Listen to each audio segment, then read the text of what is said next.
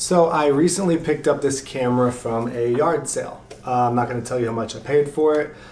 You'll just get angry. But nifty little camera. It's the Nikon M. Actually one of Nikon's first cameras. And this particular model is dated at about 1950. So it's 70 years old. And you're probably wondering the same thing I do. Does it work? So far, everything seems to check out on the camera. It works really well from what I can tell. But there's a few things that I can't test without either special equipment or just burning film. So that's what we're going to do. We're going to film test the Nikon M, and particularly what I'll be looking at is the lens, the focusing, and the shutter. Those are the things that I really need to put some film through it to test.